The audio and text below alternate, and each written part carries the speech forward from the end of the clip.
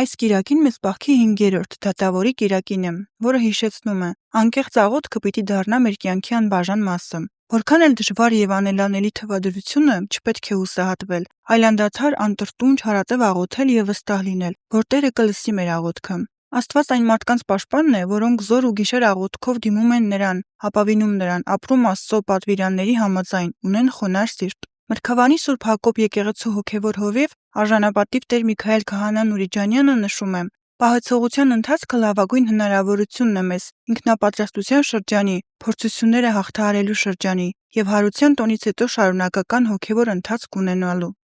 Հիմա մենք գտնվում ենք հոգևոր այն փորձությունների շրջանում, որը որ մեծ պահքով է պայմանավորված։ Ինչու՞։ Ոչ միայն արկա խնդիրները, իրավիճակները, որոնք կան այսօր, այլ առհասարակ մեծ պահքի ընթացքում մենք հավատացյալների հետ երբ որ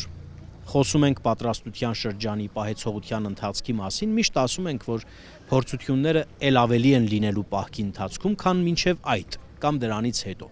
Եվ պիտի կարողանանք խաղաղությամբ հաղթահարել այդ ամենը, հավատքի ամրությամբ, զորությամբ, եկած փորձությունները պիտի ընկալենք որպես հնարավորություն, որոնք որ պիտի զորացնեն մեր հավատքը, ոչ թե փորձություն, որը մեզ պիտի կործանի, այլ փորձություն, որը որ պիտի մեզ զորացնի, որովհետև Սաղմոսների մեջ էլ ասում է, ինչպես ոսկու հանքաքարը կրակի բովի մեջով անցնելով մաքրվում, զտվում, մնում է զուտ ոսկին, այդպես նաև մարդու հոգին փորձությունների միջով անցնելով մաքրվում է, ամրանում է, կայունանում է եւ ավելի առաքինություններով զարդարված Սուրբ Հոգու շնորհներին արժանանալով հաղթանակած դուրս է գալիս այդ ամենի միջով։ Տեր Հոր խոսքով մենք ոչ թե պիտի փորձությունը շրջանցելու մասին մտածենք, այլ հաղթահարելու, պատվով հաղթահարելու, ինչպես որ մեր Տերը հաղթահարեց անապատում փորձությունները, այդպես եւ մեզ օրինակ տվեց փորձությունները հաղթահարելու։ Կյանքի բոլոր իրավիճակների մեջ, բացի մեծ պահքը, առհասարակ ամեն օր կարող են փորձություններ լինել, որոնցից մենք պիտի հաղթանակած դուրս գանք, չհուսահատվելով, չընկրկելով, չտկարանալով, չթուլանալով, որովհետև Պողոս Առաքյալն ասում է. ինձ ամեն բան հնարավոր է մեր Տեր, մեզ զորացնող Հիսուս Քրիստոսով։ Ուրեմն զորանանք Քրիստոսով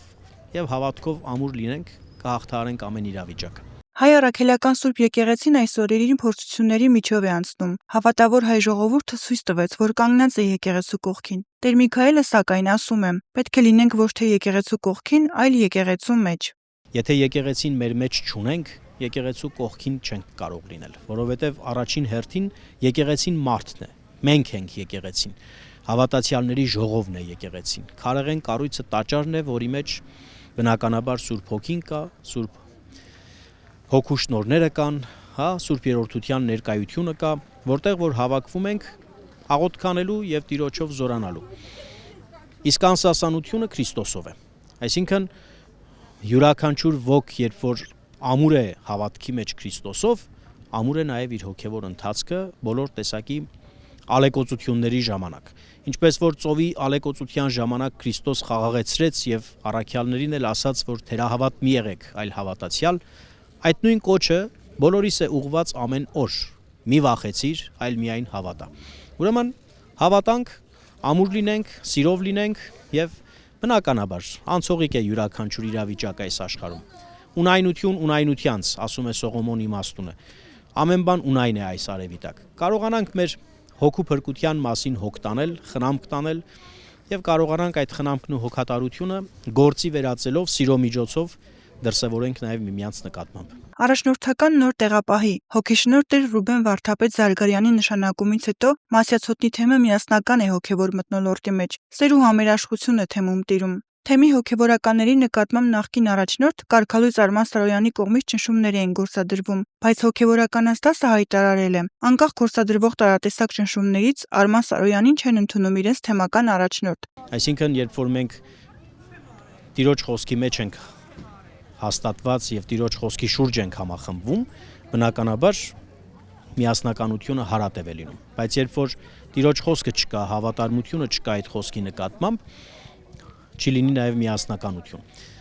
Բնականաբար Հայր Սուրբի նշանակվելով այստեղ մտերմությունը, սերը, ջերմությունը, համերաշխությունը ավելին է։ Ոչ թե զուտ հոգևորականներից մեջ, այլ մեր ներքին, հա, հարաբերություններում ոչ միայն, այլ նաև ընդհանուր թեմական կյանքի մեջ, հա, ժողովրդի հետ հարաբերությունների մեջ։ Ակտիվություն կա, սեր կա, համերաշխություն կա, բնականաբար Աստծո ողորմությունն է սա, Աստծո տնօրինությունն է սա,